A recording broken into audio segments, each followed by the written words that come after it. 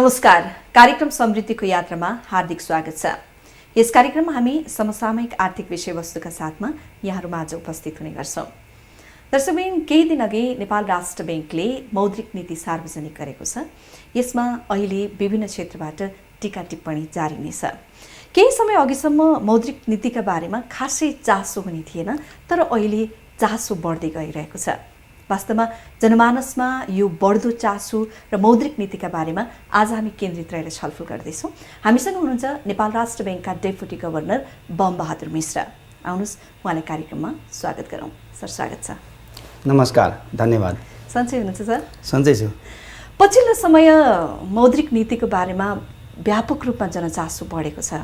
केही वर्ष अगाडिसम्म त मौद्रिक नीति कहिले आयो, कहिले गयो, के थियो यसमा भन्ने कुराको सीमित वित्तीय संस्थाभन्दा बाहेक अरूलाई मतलबको विषय हुन्थेन। वास्तवमा अहिले यो चासो बढ्नुको कारण के होला? राम्रो प्रश्न गर्नुभयो। यो हाम्रो नेपाल राष्ट्र बैंकको क्रेडिबिलिटीको यो वृद्धि भएको एउटा ज्वलन्त उदाहरण हो। यहाँले भने जस्तै 10-15 वर्ष अगाडि मौद्रिक नीति कहिले आउँथ्यो, किन आउँथ्यो भन्ने कुरा मान्छेलाई जानकारी हुन्थेन। खास गरिकन बजेट आउँदाखेरि बजेटमा कसको करको दर बढ्यो अथवा स्यालेरी बढ्यो भन्ने अथवा घट्यो भन्ने विषयमा चासो, व्यापक चासो हुन्थ्यो। र अहिले चाहिँ आएर हेर्दाखेरि मौद्रिक नीतिको सम्बन्धमा पनि आम जनतामा व्यापक चासो बढेको देखिएको छ। यहाँले भनेको कुरा एकदम ठिक हो। यसो हुनुको कारण चाहिँ के हो भनेदेखि खास गरिकन लास्ट इयरदेखि अझ बढी वृद्धि भएको छ। के अब यो कोभिड-19 को असरले पनि के हुनसक्छ भन्दाखेरि मानिसहरूमा एक किसिमको साना खास गरिकन आम पब्लिकमा हामीहरू गइरहेछौँ। साना ऋण प्राप्त गर्ने जनसमुदाय र चाहिँ साना डिपोजिटरहरूको पनि कन्सर्न हामीले एड्रेस गरेका छौँ। लास्ट इयरको मोनेटरी पोलिसीबाट हामीहरूले यो पुनर्कर्जाको जुन एउटा हामीले व्यवस्था गरेका थियौँ, त्यो पुनर्कर्जाको व्यवस्थालाई चाहिँ 15 लाखभन्दा कम कर्जा लिने मान्छेहरू चाहिँ 36,000 ऋणीले चाहिँ त्यो पुनर्कर्जा प्राप्त गरेका छन्। यसै गरिकन अब उहाँहरूको अब त्यस गरिकन अब 48,000 खास गरिकन बढी, बाँकी 12,000 पनि त्यो 20 लाखभन्दा कम लोन लिने मान्छेले गरेका हुनाले गर्दाखेरि मानिसहरूमा चाहिँ हामीमा पनि मोनेटरी पोलिसीको असर पर्दो रहेछ है भन्ने कुराको हुनाले आम चासो चाहिँ वृद्धि भएको छ। मान्छेहरू कहिले आउँछ, मोनेटरी पोलिसी के आयो, कसो गरिरहेछ भन्ने कुरामा व्यापक जनचासो वृद्धि भएको छ। मान्छे बाँच्ने कसरी हो, व्यवसाय बचाउने कसरी भन्ने एक खालको ठुलो तनाव दियो। यो तनावका बीचमा चाहिँ राष्ट्र बैंकले राहत प्याकेजहरू विभिन्न ल्याइसकेपछि चाहिँ अझ ब्याङ्किङ सेक्टरलाई बुझ्ने, ब्याङ्किङ सेक्टरको नजिक जाने, ब्याङ्क मार्फत पो कारोबार गर्नुपर्ने रहेछ, यस्तो पो रहेछ भन्ने कुराको मान्छेमा जनचेतना बढेको हो। त्यसो भए त्यसरी बुझ्ने हो नमिनाजी। खास गरिकन यो कोभिड-19 को असर महामारीको रूपमा, मानिसको जनधनको लसको रूपमा, व्यवसाय सञ्चालन गर्न नसक्ने अवस्थाको रूपमा आएको छ र मान्छेहरू धेरै हदसम्म प्रभावित भएका छन्। संसारै यसले महामारीले असर गरेको अवस्था छ। यद्यपि यसको हरेक कुराको दुईटा पाटो हुँदो रहेछ। दुईटा पाटो कस्तो हुँदो रहेछ भनेदेखि केही न केही त यसले आशाको किरण पनि जाएको छ। जस्तो फर इक्जाम्पल यहाँले भन्नुभयो कि अहिले यो महामारीको समय भएदेखि लास्ट इयरको हामी 1.5 वर्ष 2 वर्षदेखि नै महामारीको क्रममा रहिरहेका छौँ। त्यसदेखि हामीले के गरेका बुझेका छौँ भनेदेखि यो डिजिटाइजेसनको स्थितिमा चाहिँ व्यापक एक्सपोनेन्सियल भन्छ, यो दिन दुगुना रात चौगुना हिसाबले वृद्धि भएको छ। भुक्तानी प्रणालीको हिसाबले चाहिँ नि धेरै मान्छेहरूमा चाहिँ नि महामारीको कारणले हामी कसरी गर्न सकिन्छ अप्सन त मान्छेले हेर्छ नि। अब हामीहरू अहिले के छ भन्दाखेरि अब स्कुलकै कुरा गर्ने भनेदेखि मान्छेहरू चाहिँ नि त्यो बच्चाहरू यो इन्टरनेटमा पढिरहेको हुन्छन्। हामीहरू मिटिङ गर्नु पऱ्यो भनेदेखि अब यो जुम भन्छौँ, अब वेबएक्स भन्छौँ, त्यसमा भेला भयो, कम्प्युटरको अगाडि बस्यो, कुरा गर्न सकिहाल्छौँ। त्यो चासो पनि एक किसिमको वृद्धि भएको छ भनेदेखि अर्कोतिर महामारीको कारणले चाहिँ नि मानिसहरूको दैनिक जीवनमा पनि कठिनाइ उत्पन्न भएको छ। दुवै पाटो भएको छ यो महामारीको कारणले नमिनाजी। हजुर सर, जस्तो नि अर्को कुरा, राष्ट्र बैंक आफैमा स्वायत्त संस्था होइन, तर यो वर्ष चाहिँ चालु वर्षका लागि आउने मौद्रिक नीति केही समय ढिला गरी आयो। लगभग 1 महिना ढिला हुँदाखेरि विभिन्न क्षेत्रका व्यक्तिहरूले राष्ट्र बैंकको स्वायत्ततामाथि नै प्रश्न उठाइरहनु भएको छ। वास्तवमा समयमा परिवर्तन भइरहने राष्ट्र बैंकले निर्देशिका जारी गरेर मौद्रिक नीति त आफ्नो अनुकूली अथवा बजार अनुकूल अथवा वित्तीय संस्था अनुकूलको निर्देशिका त जारी गर्थ्यो नै, तर किन समयमा चाहिँ ल्याउन सक्नु भएन यो वर्ष यहाँहरूले? यो मौद्रिक नीतिको हामीले 5 गते 7 गते ल्याउने भनेका थियौँ साउनको। यसमा चाहिँ 29 गते ल्याउँदाखेरि लगभग 3 हप्ताको डिफ्रेन्सले आएको छ। यसमा चाहिँ नै राष्ट्र ब्याङ्कको स्वायत्ततामाथिको प्रश्न उठाउनु यसमा सान्दर्भिक हुन्न, किनभनेदेखि हामीले 5 गते 7 गते ल्याउने भनेको मौद्रिक नीति 29 गते ल्याएका छौँ र त्यही टाइममा चाहिँ हाम्रो अब देशलाई गाइड गर्ने सम्पूर्ण यो सरकारको संरचनामा केही परिवर्तन भएको हुनाले सरकारको संरचना परिवर्तन सँगसँगै अब सरकारले त्यसपछि हाम्रो साझा नीति तथा कार्यक्रम जारी गर्यो, त्यसपछि चाहिँ स्ट्याटस पेपर जारी गर्यो र ती दुईटा पेपर आइसकेपछि सोही पेपरको आधारमा हामीले केही ती बुँदाहरू समेत कन्सिडर गरेर मोनेटरी पोलिसी जारी गरेका हौँ। र खास गरिकन नेपाल राष्ट्र ब्याङ्क चाहिँ नै सेन्ट्रल ब्याङ्क जुनसुकै देशको पनि सेन्ट्रल ब्याङ्क चाहिँ सरकारको फिस्कल पोलिसीलाई इम्प्लिमेन्टेसन गर्ने किसिमको निकाय हुन्छ र सोही अनुसार चाहिँ नेपाल सरकारबाट जारी भएका अहिले तत्कालै जारी भएका दुईटा मुख्य डकुमेन्टहरूको आधारमा हामीले मोनेटरी पोलिसी जारी गरेका छौँ। यसमा स्वायत्तता अब मानिसहरूले कुरा गर्ने ठाउँ त हुन्छ, अब कुरा गर्न सकिन्छ। अब यहाँले पनि अहिले कुरा गर्नुभयो स्वायत्तता गुम्यो, यसो गर्यो उसो गर्यो भन्ने खालका कुरा छन्। यसमा नेपाल राष्ट्र ब्याङ्कको स्वायत्तता आफैमा ऐनद्वारा व्यवस्थित गरिएको छ। यसमा घुम्ने अथवा घट्ने अथवा बढ्ने भनेको त्यो चाहिँ नै पानी आउने बित्तिकै नदीमा पानी बढ्छ नि, त्यसरी घटबढ हुने स्वायत्तता होइन, यो एकदम यो स्थिर छ, यो ऐनले नै व्यवस्था गरेको, त्यसमा अप्ठ्यारो छैन। अर्थमन्त्रीले पनि राष्ट्र ब्याङ्क चाहिँ स्वायत्त निकाय हो, यसमा मेरो केही हस्तक्षेप छैन भनेर बारम्बार सार्वजनिक निकायमा भन्नै पर्यो। त्यसपछि बल्ल मौद्रिक नीति सार्वजनिक भइसकेपछि कहीँ कतै चाहिँ अर्थ मन्त्रालयको हस्तक्षेप हो कि अथवा अर्थ मन्त्रालयकै एउटा निकाय जस्तो भएर काम गरिरह हो कि राष्ट्र ब्याङ्कले भन्ने खालका प्रश्न उठे। त्यसो भए यी प्रश्नहरू अस्वाभाविक हुँदैन त? होइन, प्रश्न उठाउन त मान्छेको आफ्नो नैसर्गिक अधिकार, तर मान्य मन्त्रीज्यूबाट नै जानकारी आयो नि। पब्लिकली मैले यसमा केही भनेको छैन भनेर मान्य मन्त्रीज्यूबाटै भनिसकेपछि त यसमा कुनै संशय रहने कुरै आयो नि। हामीले मैले भनिरहेको छु, म नेपाल राष्ट्र ब्याङ्कको एउटा जिम्मेवार कर्मचारी हुँ र चाहिँ अर्थ मन्त्रालयबाट कुनै पनि किसिमको मौद्रिक नीति यसो गर्नुहोस् उसो गर्नुहोस्, यसरी ल्याउनुहोस् उसरी ल्याउनुहोस्, नल्याउनुहोस्, ढिलो गर्नुहोस् चाँडो गर्नुहोस् भन्ने कुरा कुनै किसिमको भएको छैन। र हामीले नेपाल सरकारको भन्छु, नेपाल सरकारको जुन नीति तथा कार्यक्रम छोटो आएको छ त्यो कार्यक्रमलाई चाहिँ नै साझा नीति तथा कार्यक्रम भन्छ, त्यो चाहिँ नै स्ट्याटस पेपरमा लेखेका बुँदाहरू छन्। ती बुँदाहरूलाई हामीले उल्लेख गरेका छौँ, हामीले लेखेका पनि छौँ मौद्रिक नीतिमा कि सरकारद्वारा जारी भएको साझा नीति तथा कार्यक्रम त्यसपछि चाहिँ नै स्ट्याटस पेपरमा आधारित भएर हामीले यो नीति जारी गरेका छौँ भनेर उल्लेखै गरेका छ हामीले।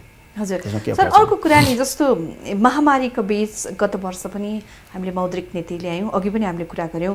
यो मौद्रिक नीतिमा आएका सर्वसाधारणलाई सहज हुने प्याकेजहरू, राहतका प्याकेजले गर्दा पनि कतिपय व्यक्तिहरू ब्याङ्किङ कारोबारमा आए, जोडिन पुगे। यसपटक पनि मौद्रिक नीतिमा जुन विगतको वर्षमा थिए राहत प्याकेजहरू, सहुलियतका कुराहरू, त्यसको मात्रै निरन्तरता भयो, खासै नयाँ कुरा त आउन सकेन भनेर उद्योगी व्यवसायीहरूले पनि गुनासो गर्नुहुन्छ। के भन्नुहुन्छ यो विषयमा? अब एउटा यसको लागि विगत लास्ट इयरको मौद्रिक नीति बनाउनुभन्दा पहिला म भन्छु चैत 11 गते भन्छु 76 सालको, यहाँले याद गर्नु होला। त्यो दिन कस्तो थियो भनेदेखि अब कोभिड-19 भन्छ, त्यो पुसदेखि सुरु भएको हो। त्यसपछि पुस माघ फागुनसम्म हामीले सामान्य अवस्थामा ल्याउँ। त्यसपछि जुन वुहानबाट आएको चाहिँ अब मान्छेहरू आए, पहिलो जुन केस चाहिँ नै कतार एयरवेजबाट फ्रान्सदेखि आएको एकजना व्यक्तिमा यहाँ कोभिड देख्ने बित्तिकै 11 गते लकडाउन भयो, फुल्ली लकडाउन। त्यतिखेर मान्छेहरू बजारमा कसैले केही नभन्दा पनि सुनसान अवस्था थियो। अब त्यसपछि तपाईँको हेर्नु चैत वैशाख जेठ असार साउनमा हामीले मौद्रिक नीति ल्याउनु पर्यो। त्यो अवस्था यस्तो अवस्था थियो कि कसो गर्ने किम कर्तव्य विमूढ मान्छेहरूलाई कसरी जाने भन्ने कुरा केही पत्तो थिएन। नेपाल राष्ट्र ब्याङ्कले अहिले हाम्रो वर्तमान गभर्नर श्रीमान महाप्रसाद अधिकारीज्यूले चाहिँ त्यसलाई ट्याक्टफुल्ली ह्यान्डल गरेर, त्यतिखेर म डेपुटी गभर्नर पनि थिइनँ, म इडी थिएँ, ट्याक्टफुल्ली ह्यान्डल गरेर यस्तो किसिमको मोनेटरी पोलिसी आयो कि मान्छेहरू चाहिँ नै टिक्ने अवस्था हेर्नु। त्यो अवस्थामा मान्छे कसो हुन्छ, कति समयसम्म यो लकडाउन जान्छ, मान्छेहरू दैनन्दिन मान्छेहरू तपाईँले हेर्नुभयो अमेरिकामा, स्पेनमा, इटलीमा मान्छे हेर्नुभयो, त्यो टिभीमा जुन हामी हेर्छौँ त्यो देख्दाखेरि एकदम डरमर्दो अवस्था थियो। चाहिँ कसरी चाहिँ जाने त भन्दाखेरि एक किसिमले व्यवसायमा मान्छेहरू टिकिरहने अवस्था कसरी बन्छ त, त्यो अवस्था मात्र हामीले गऱ्यौँ। लास्ट इयरमा ती 1, 2, 3, 4 बुँदाहरू हामीले एकदम अनकन्भेन्सनल, तपाईँहरूले 2% छुटदेखि लिएर ब्याज तिर्दाखेरि 10% डिस्काउन्ट आदि इत्यादि कुराहरू हामीले राखेर चाहिँ लास्ट इयरको मोनेटरी पोलिसी जारी गऱ्यौँ। यसमा अलिकति थोरै कुरा बताउन चाहन्छु। अब अहिले तपाईँले त्यसमा थप कुरा आएन नि भन्नुभयो। नेपाल राष्ट्र ब्याङ्कले कहिले पनि यो छुट प्रदान गर्ने, सब्सिडी दिने भन्ने कुरा नेपाल राष्ट्र ब्याङ्कको हाम्रो लिमिटेसनमा आउँछ, त्यसमा हामीले गर्न मिल्दैन। हामीले गर्न भनेको च्यानलाइज गर्ने हो फन्डलाई। फन्ड च्यानलाइज गर्ने भनेको कसरी भनेदेखि ब्याङ्क तथा वित्तीय संस्थाहरूको माध्यमद्वारा जसले कर्जा लिएको छ, जो कर्जा लिनेवाला छ, जो डिपोजिटर छ, तिनीहरूलाई चाहिँ हामीले चाहिँ व्यवस्थित गरेर लानुपर्ने हो। त्यही कुराको अहिले जुन तपाईँले के कुरा एउटा चाहिँ म जनमानसमा के अनुरोध गर्न चाहन्छु भने नेपाल राष्ट्र ब्याङ्कले लास्ट इयरको जुन हामीले व्यवस्था गरेको पुनर्कर्जाको 212 अरबको हाम्रो फन्ड थियो त्यसलाई पनि नघट्ने गरी व्यवस्था गरेको छ। त्यो सामान्यतया गरिँदैन। हेर्नुहोस्, नेपाल राष्ट्र ब्याङ्कले छुट सुविधा सब्सिडी भन्ने कुरा चाहिँ गभर्मेन्टले प्रदान गर्ने हो। त्यो नेपाल राष्ट्र ब्याङ्कले च्यानलाइज गर्ने जुन व्यवस्था छ त्यो अहिले पनि गरेको छ। र थप दुईवटा कुरा बताउन चाहन्छु यहाँलाई। अहिले हामीले जुन हार्ड हिटेड मिडियम हिटेड र अलिकति सफ्टली हिटेड भनेर क्याटेगोरी गरेका छौँ, त्यो सबैभन्दा धेरै असर परेका जुन भनौँ न यातायातको क्षेत्र भयो, यो पब्लिक यातायात भयो, तपाईँले होटल रिसोर्टको कुरा गर्नुहुन्छ, कोही पनि एउटा पनि टुरिस्ट आएको छैन। 2020 VNY भनेर मान्छेले करोडौँ रुपियाँ अरबौँ रुपियाँ लगानी गर्नुभयो, कस्तो टाइममा परेछ, थप लगानी गर्नुभयो। त्यो त्यसरी हिट भएका व्यवसायहरूलाई अहिले पनि हामीले पुससम्म तपाईँहरूले चाहिँ केही गर्न सक्ने भनेर छुट दिएका छौँ। छुट भन्नाले एक किसिमको सेफली यहाँहरूले तिर्ने व्यवस्था गर्नुहुन भनेर भनेका छौँ। यो नै ठुलो कुरा हो। धेरै उद्योगी व्यवसायीहरूले पनि राम्रो भनेर सकारात्मक टिप्पणीहरू पनि गरिरहनु भएको छ। तर सर कस्तो भने नि, जस्तो यहाँले भन्नुभयो हामीले च्यानल मात्र मिलाउने हो, ऋण दिने होइन, होइन? जसरी त्यसको लागि त कार्यविधि त फेरि त राष्ट्र ब्याङ्कले निर्माण गर्ने हो। समयमा कार्यविधि आएको छ। लास्ट इयर मात्रै तपाईँ राष्ट्र ब्याङ्कमा हेर्न सक्नुहुन्छ, हामी पब्लिक एन्टिटी हौँ। हामीले यो महामारीको समयमा कति काम गरेका छौँ तपाईँलाई म देखाउन पनि सक्छु। हेर्नु सर, फेरि अनुगमनकारी निकाय त हो नि त, राष्ट्र ब्याङ्कले जिम्मेवारी त लिनुपर्छ नि, होइन? होइन, हामीले लिएका छौँ। अब बताउँछु म तपाईँलाई कस्तो भनेदेखि त्योभन्दा अघिको सालमा लगभग 200 जना मान्छेले पुनर्कर्जा लिएका छन् र यो सालमा मात्रै तपाईँलाई मैले कति भने 48,000 जनाले लिएका छन्। अब 48,000 मान्छेले पुनर्कर्जा लिनु भनेको तपाईँले वेबसाइटमा हेर्न सक्नुहुन्छ। कसले तपाईँ आजसम्म यति ट्रान्सपरेन्टली हामी गएका थिएनौँ भनेदेखि अहिले आएर चाहिँ नेपाल राष्ट्र ब्याङ्कले कार्यविधि समयमा नबनाएर ढिलो भयो भन्नुभन्दा पनि हामीहरू अहिले क्रम हुन्छ क्या यसमा। एकैचोटि हामी छलाङ मार्नुभन्दा पनि लास्ट इयर हामीले अब 48,000 लगायौँ, अर्को अब 48,000 भने 1 लाख हुन्छ। अब क्रमशः हामीहरू बढिरहेका छौँ। 1,01,000 जनाले त तपाईँको यो सहुलियतपूर्ण कर्जा मात्रै लिएका छन्। त्यो डिटेलै छ नि हामी गएको वर्षभन्दा यो वर्ष अलिक सहज पनि भयो मानिसहरूलाई, अहिले जानकारी पनि प्राप्त भयो, बुझ्ने मौका पनि भयो। अझ कोभिड कम हुँदै जाला भनेको अझ व्यवसाय सञ्चालन गर्न त स्थिति अप्ठ्यारो पनि बन्दै गयो। त्योबाट पनि आकर्षण बढेको होला यो वर्ष। आकर्षण तपाईँले पहिलो प्रश्नमा जाउँ न, पब्लिक मान्छेहरू किन मोनिटरी पोलिसी चाहन्छन् भन्दाखेरि लास्ट इयर चाहिँ यति धेरै पब्लिकहरू इन्भल्भ भयो कि त्यो इन्भल्भ भएका पब्लिक यसले अर्कोलाई सिकाउँछ। पब्लिक अवेरनेस टुवर्ड्स ब्याङ्किङ, यो इन्क्लुजन भन्छौँ हामी, पटक पटक भन्ने कुरा गर्छौँ। समावेशिता, वित्तीय समावेशिताको एउटा एकपछि अर्को क्रमशः गर्दै बढी पनि रहेको छ। यो चाहिँ अहिले तपाईँले लास्ट इयर गर्यो, अहिलेको मोनिटरी पोलिसीले ल्याएको कुरा हो। हरेक कुरा हामीले हाम्रो दिमागले हामीले जानेसम्म बनाएको हुन्छ र कुनै किसिमको अप्ठ्यारो पऱ्यो भनेदेखि यसलाई यहाँ राख्दाखेरि सिधा देखिन्थ्यो भनेर कसरी लाग्यो भनेदेखि यो हामी यहाँ राख्न खोज्छौँ। पोलिसी जहिले पनि डाइनामिक हुन्छ भने चाहिँ यहाँ राखेका थियौँ हामीले सिधा लाग्यो, होइन अलिकति घुमाइदिनुहोस् यहाँ ठिक छ भनेदेखि यो व्यवस्था गर्नलाई नेपाल राष्ट्र ब्याङ्क कहिले पनि पछाडि पर्दैन। पोलिसी डाइनामिक हुन्छ र जनताको देशको हित भलो होस् भन्नमा हामी लागि पर्छौँ। हजुर सर, यो सिसिडी दर हटाएर सिडी दर कायम गर्नुको तात्पर्य चाहिँ के हो? आजभन्दा 12-15 वर्ष अगाडि नेपालमा ब्याङ्कहरू प्रशस्त खोलेका थिए। अनि त्यो खुल्दै अहिले हामी मर्ज पनि गरिरहेको छौँ त्यही क्रममा। अब त्यो क्रममा के हो भन्दाखेरि मानिसमा चाहिँ ब्याङ्कहरू स्थापना गर्नेमा के हो भन्दाखेरि डिपोजिट त छ, तर चाहिँ डिपोजिट चाहिँ नै कम छ। ब्याङ्क आज खुल्यो, क्यापिटल 2 अरब लगाएर गरेका थिए, 80 करोड लगाएर गरेका थिए, होइन कति थियो त्यतिखेरको फरक त्यो लगाएर गरेका थियो। त्यो 2 अरब क्यापिटल त आयो, अब डिपोजिट छैन। अब डिपोजिटबाट मात्रै लोन दिन त पुगेन भनेर चाहिँ त्यहाँ लबिङ भएर त्यतिखेरको आवश्यकतालाई महसुस गरेर तिम्रो भएको त्यो कोर क्यापिटल हुन्छ नि, त्यो ठिने भनौँ न, उहाँले राखेको 2 अरबको पैसा पनि बाट पनि लोन दिन पाउनुहोस् भनेर त्यो व्यवस्था हामीले गऱ्यौँ। त्यतिखेरको लागि त्यो व्यवस्था महत्त्वपूर्ण पनि थियो र त्यो क्रमैसँग अहिलेसम्म आएको छ। र हामी सिसिडीलाई कहिले पनि हामी गाली गर्ने पक्षमा छैनौँ। त्यही कुराले गर्दा नेपालको यो अर्थव्यवस्थाको स्टेबिलिटी, फाइनेन्सियल सेक्टर स्टेबिलिटी कायमै भएर आजसम्म आयो। अब कुरा सिडी भनेको के भनेदेखि हामीले यो सिसिडी नेपालमा मात्रै हो, अन्त तपाईँले त्यहाँ गुगल गर्नुहोस् सिसिडी रेसियो प्रायः भेट्नुहुन्न, मलाई लाग्छ त्यो मैले थाहा नपाएको होला कुरा हो, छैन यो। अब अन्तर्राष्ट्रिय प्रचलन के त भन्दाखेरि यो CD ratio credit loan upon deposit, त्यो कति पर्सेन्ट भन्दा 80%, 90%, 70% भनेपछि तपाईँले डिपोजिट लिनुभयो 100 रुपियाँ, 80 रुपियाँ चाहिँ लोन दिनुहोस्, बाँकी 20 रुपियाँ मात्रै तपाईँ राख्नुहोस्। कोही मान्छे चेक काटेर आयो भने त 20 रुपियाँ दिनु पऱ्यो नि त, लोन लाने मान्छेसँग खोज्न जाने कुरो त आएन। भनेपछि त्यो कायम गरिएको हो र अहिले यसले के बिगार्छ अथवा के सपार्छ भन्ने कुरा थोरै बताउन चाहन्छु।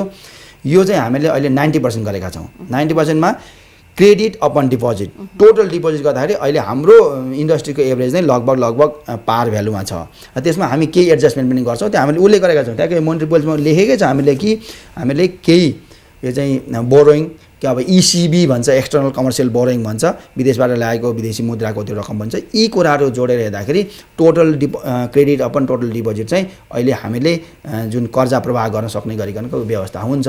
म सम्पूर्ण ब्याङ्क त वित्तीय संस्थाहरूलाई जनताहरूलाई हामीले लोन पाउँदैनौँ कि अप्ठ्यारो पर्छ कि यसले बिगार्छ कि भनेर नआत्तिन अनुरोध गर्न चाहन्छु। नेपाल राष्ट्र ब्याङ्क डाइरेक्टिभ चाँडै जारी गर्छ र त्यसमा चाहिँ एम्पल के भन्छ त्यसलाई नेपाली प्रशस्त कर्जा प्रवाह गर्ने व्यवस्था हुन्छ, लिक्विडिटीको अभाव हुने अवस्था आउन्न। हजुर, यसले चाहिँ नै झन् समस्या हुने हो कि ब्याङ्कमा पैसा कम हुने हो कि भन्ने खालको एक खालको जनमानसको त्रास भएको भएर मैले यहाँसँग जानकारी लिन खोजे मात्र हो। सानो छोटो कमेन्ट गर्न चाहन्छु। यो ब्याङ्कमा पैसा नहुने हो कि भने ब्याङ्कमा पैसा त जति त्यो त छँदैछ नि, ब्याज दर बढ्ने भयो। अनि नेपाल राष्ट्र ब्याङ्कले CD 90% बनाएको हुनाले गर्दाखेरि त्यो ब्याज दर माथि जान्छ भन्ने कुराको अहिले यहाँहरूलाई जनमानसलाई संशय नपाल्न म अनुरोध गर्छु। यही कारणले जान्न। अर्थतन्त्रको आकारमा वृद्धि गर्ने कुराहरू गरिराखेका छौँ, अर्कोतर्फ ब्याङ्क तथा वित्तीय संस्थाको सङ्ख्या चाहिँ कमी हुनुपर्छ भन्ने कुरा पनि गर्छौँ। यो कतिको व्यावहारिक छ? यो कुरा चाहिँ हामीले ब्याङ्कको सङ्ख्या क वर्गका वाणिज्य ब्याङ्कहरू, ख वर्गका विकास ब्याङ्क, वित्त कम्पनी ग र घ वर्गका लघु वित्तीय संस्थाहरूको सङ्ख्यामा हामीले घटाउने भनेर यो मर्जर सम्बन्धी विनियमले जारी गऱ्यौँ। यो जारी गरिसकेपछि किन जारी गर्यौँ त्यसको ब्याकग्राउन्ड के भन्दाखेरि सङ्ख्या अत्याधिक भयो। हेर्नुहोस्, कुनै समयमा 5वटा 6वटा 7वटा 8वटा जस्ता ब्याङ्कहरू चाहिँ समस्याग्रस्त भएका थिए। हेर्नुहोस्, कर्पोरेट गभर्नेन्सको व्यापक अभाव थियो। त्यसपछि हामीले जुन मर्जरको विनियम ल्याएर मर्ज गर्न थाल्यौँ अनि मान्छेहरू यो स्ट्रेन्थ, यो सिनर्जी इफेक्ट आएर चाहिँ धेरै हदसम्म स्ट्रङ हुँदै गएका छन्। अब हामीले ख र ग वर्गको वित्तीय संस्थाहरू, विकास ब्याङ्क र वित्तीय संस्थाहरूको सङ्ख्या धेरै घटेको हुनाले गर्दा 18-20 सङ्ख्यामा आइसकेको हुनाले गर्दाखेरि हामीहरू त्यसमा थप मर्जर गरेर सङ्ख्या घटाउने पक्षमा छैनौँ। जहाँसम्म घ वर्गको पनि हामीले 100 भन्दा माथि अहिले 70-72 मा आइसकेका छन्, त्यो पनि केही घट्ने सङ्ख्या छ। अब चाहिँ नै कमर्स ब्याङ्कको कुरा जुन बिग मर्जर भनिन्छ, यसलाई म बिग भन्न चाहन्न, मर्जरै हो। वाणिज्य ब्याङ्कहरूको मर्जरलाई हामीले अहिले प्रोत्साहन गरेका छौँ। 9वटा डाइरेक्ट, 2टा इन्डाइरेक्ट गरिकन 11वटा हामीले छुट सुविधा दिएका छौँ यो मोनिटरी पोलिसीमा। त्यो कुरा उल्लेख गरेको छ। अब यसको चाहिँ तपाईँले भन्नुभयो अर्थतन्त्र विकास हुँदै गर्दा ब्याङ्कको सङ्ख्या घट्दाखेरि कतै अप्ठ्यारो त पर्ने होइन, यो कदापि पर्दैन। अहिले हाम्रो टेक्नोलोजीको जमाना छ। अहिले त कस्तो स्थिति छ भनेदेखि ब्याङ्कको सङ्ख्या भन्दा पनि यो ब्रिक ब्याङ्किङ र क्लिक ब्याङ्किङ भन्छ क्या, अहिले यो अल्ट्रा मोडर्न ब्याङ्किङ आइरहेको छ कि अहिले मान्छेहरू चाहिँ ब्याङ्कमा जानै पर्दैन, ब्याङ्कको घरै हुनु हुँदैन, ब्याङ्कको घरमा चाहिँ हामीहरू नगइकन भए पनि यहीँबाट गर्छौँ भन्ने स्थिति आउँदाखेरि ब्याङ्कको सङ्ख्या वृद्धि गर्नु भन्दाखेरि त्यसको स्ट्रेन्थ बढाउने, टेक्नोलोजिकल स्ट्रेन्थ बढाउने र चाहिँ अन्य किसिमबाट सिनर्जी इफेक्ट प्राप्त गरेर चाहिँ अगाडि बढाउने हो। शाखाको सङ्ख्या त घट्ने कुरो पनि आउँदैन नि। त्यही हुनाले गर्दाखेरि अहिले हामी मर्जमा जान खोजिरहेका छौँ र यो चाहिँ यो के भन्छ सँगै काम गर्दा 2+2 = 5 अथवा 2+2 = 6 हुने स्थिति आउँछ भनेर नै हो खास गरिकन यो कुरा गरेको। अब फेरि यसमा यत्रो ठुलो अमाउन्टका ब्याङ्कहरू मर्ज हुँदा त केही प्राविधिक रूपमा समस्या पनि होला नि, होइन कि सहजै हुन्छ? होइन, समस्या भन्ने कुरा हेर्नुहोस्, अडचन भन्ने कुरा, समस्या भन्ने कुरा हरेक कुरामा हुन्छ। 2टा ब्याङ्कहरू मर्ज गर्दाखेरि तपाईँको 2टा अलग अलग किसिमको थट, अलग अलग किसिमको वर्किङ इन्भाइरोमेन्टबाट आएका धेरै मान्छेहरू हुन्छन्। जस्तै होइन भनेपछि कमर्सियल ब्याङ्क त लगभग 1000 जना मान्छेहरू हुन्छन्। अब त्यसलाई चाहिँ कस्तो हुन्छ भनेदेखि एक आपसमा मिलाएर के भन्छ भने सेम थट टाइपको व्यवस्थापनले चाहिँ नै कम्बाइन्डली काम गर्ने हो। अब हामीले हेरेका छौँ नि, यहाँ अब यो ग्लोबल आइएमएफ ब्याङ्क नजिकै छ, उहाँले पनि धेरैवटा 18वटा ब्याङ्क मर्ज गरेर गर्नुभएको छ। त्यसै गरी अरू ब्याङ्कहरू पनि मर्ज भएको छन्। अहिले भर्खरै यहाँ इन्भेस्टमेन्ट ब्याङ्क र हिमालयन ब्याङ्कको मर्जको कुरा चलिरहेछ। सेम थट, तपाईँले याद गर्नुभएको छ है, सेम थट सेम क्याटेगोरीको चाहिँ ब्याङ्कहरूमा एक आपसमा मर्ज गर्यो भनेदेखि स्ट्रेन्थ वृद्धि हुन्छ। खास गरिकन हामीहरू टेक्नोलोजीमा फोकस गरिरहेका छौँ, त्यसका निमित्त चाहिँ अहिलेको मर्ज एउटा राम्रो उपाय हो, अचुक औषधि हो, साराका सारा कुरा समस्या समाधान गर्छ भन्ने कुरा केहीले पनि हुन्न। हेर्नुहोस्, राम्रो उपाय हो र चाहिँ नै यसले चाहिँ ब्याङ्क तथा वित्तीय संस्थाहरूको स्ट्रेन्थ वृद्धि गर्न र चाहिँ नै कार्यकुशलता, एफिसियन्सी वृद्धि गर्नमा सघाउ पुर्याउँछ भन्ने हाम्रो विश्वास छ। त्यो प्रभावित पनि भएको छ। हेर्नु होला, हामीले धेरैवटा ब्याङ्क मर्ज गरेका छौँ, ठुलो किसिमको समस्या आएको छैन। आजसम्मको हाम्रो अभ्यास पनि छ नि त। योभन्दा अगाडि गभर्नर चिरञ्जीवी नेपालले चाहिँ फोर्स मर्ज भन्नुहुन्थ्यो, अहिले आएर चाहिँ मर्जलाई चाहिँ प्रोत्साहन भन्ने हिसाब अलिक सहज रूपमा लिएको जस्तो देखिन्छ। किन? यो मान्छेको स्वभावमा पनि धेरै कुरा भर पर्ने हुने रहेछ क्या र पोलिसी मेकिङमा चाहिँ नि। अब स्वभाव भन्नाले राष्ट्र ब्याङ्कको त आफैमा इन्स्टिट्युसनको स्वभाव हुँदैन। राष्ट्र ब्याङ्क हाँक्ने मान्छेको स्वभावमा त्यो गाइडेड हुन्छ। र उहाँले फोर्स मर्जर भनेर भन्नुभएकै हो, हामी पनि थियौँ त्यतिखेर, म फर्स्ट क्लास थिएँ त्यतिखेर। फोर्स गर्नु ल तपाईँहरू खोजेर ल्याउनुहोस्, फटाफट मर्ज गरिहाल्नुहोस् भनेर भन्नुभयो। त्यतिमा धेरै मान्छेहरूले गर्न सकेनन्, त्यो गर्न अप्ठ्यारो पनि पऱ्यो, कमर्सियल ब्याङ्कहरू गर्न सकेनन्। त्यसमा 2-3 पल्ट हामीले कुरा नि गरे हो राष्ट्र ब्याङ्कले। अब अहिलेको गमसाबको चाहिँ स्वभाव चाहिँ त्यो फोर्स टाइपको स्वभाव। उहाँले कहिले अलिक साह्रो बोलेको सुन्नुभएको छ र होइन? सुन्नुभएको छैन नि? त्यस्तो भएर त्यो स्वभावजन्य नीति होइन, आउँछ स्वभावजन्य नीति आउने रहेछ चाहिँ। तर त्यसमा चाहिँ नि तपाईँले फेसिलिटेट गर्न सक्नुहुन्छ। के गरेर गर्नु त? त्यो होमवर्क गरेन तँलाई आजमा खाजा खान दिन्न, no breakfast today for the son for the daughter. Homework गर्नु, भरे बेलुका आउँदा म चाहिँ नि तपाईँलाई राम्रो किसिमको क्याडबरी ल्याइदिन्छु। होमवर्क त 2 तरिकाले हुन्छ। अन्त क्याडबरी ल्याएर होमवर्क गर्ने हो कि तपाईँको चाहिँ नि I don't give you the breakfast भनेर होमवर्क गर्ने भन्ने कुरा मात्रै हो। हाम्रो उद्देश्य त्यो हो नि। ब्याङ्कहरू चाहिँ आफू कति इन्ट्रेस्टेड छन्, उनीहरूले आफू अनुकूलको पार्टनर खोजेर अथवा विलय हुन चाहिँ कतिको अग्रसरता देखाएका छन् त?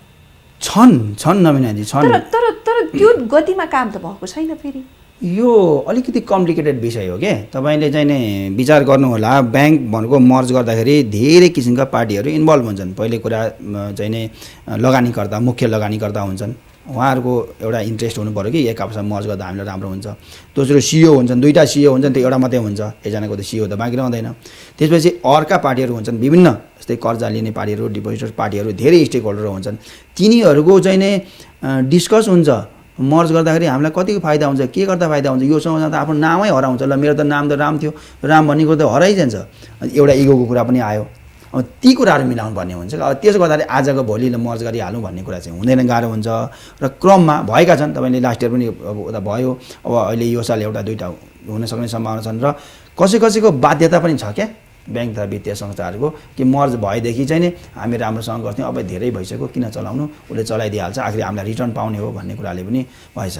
यो हामी कहाँ अहिले भएको जति पनि ब्याङ्क तथा वित्तीय संस्था भनौँ होइन, अब वाणिज्य ब्याङ्क नै 27वटा, विकास ब्याङ्क 20वटा, अनि लघु वित्त गरेर 100+ छन्। अब यी अहिले नेपालको सन्दर्भमा यो चाहिँ आर्थिक गतिविधिभित्र धेरै नै हो सङ्ख्या। यो ठ्याक्कै नम्बर भन्न चाहिँ अहिले म सक्दिनँ। हामीले अध्ययन गर्ने भनेका छौँ, यो साल हामीले राखेका पनि छ हाम्रो यो वार्षिक कार्यक्रममा कि यो कति नम्बरमा ब्याङ्क चाहिन्छन्, कति नम्बरमा विकास ब्याङ्क र वित्त कम्पनीहरू चाहिन्छन् भन्ने कुराको हामी एउटा स्टडी गर्छौँ। हाम्रो इकोनोमिक रिसर्च डिपार्टमेन्ट भन्ने ठुलो डिपार्टमेन्ट छ, धेरै त्यहाँ थिङ्क ट्याङ्कहरू हुनुहुन्छ, पिएचडी होल्डरहरू हुनुहुन्छ। उहाँहरूले चाहिँ र राष्ट्र ब्याङ्कका अरू विज्ञ व्यक्तिहरू मिलेर हामी एउटा अध्ययन गर्छौँ। अब कस्तो किसिमको संरचनामा हामी ब्याङ्कहरू बनाउँछौँ त कति हुन्छ भन्ने कुरा हामी केही तय गर्छौँ। र अहिलेको सङ्ख्या ठिक थियो अथवा पुगेकै थियो भने त हामी मर्ज भन्दैन थियौँ होला। सामान्य एङ्गल चाहिँ नि अझै केही सङ्ख्या घटाउनुपर्छ भन्ने हामीलाई लागेको छ। त्यो चाहिँ खास गरिकन क र घ, तपाईँ ख र गमा चाहिँ फोकस नगरिदिनु ल।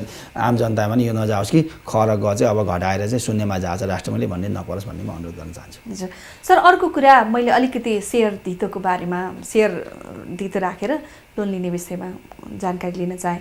अब यो वर्ष चाहिँ कडाइ गरेको छ राष्ट्र ब्याङ्कले, केही 12 करोडसम्म मात्र उसले चाहिँ कर्जा लिन पाउने भयो सेयर धितो राखेर।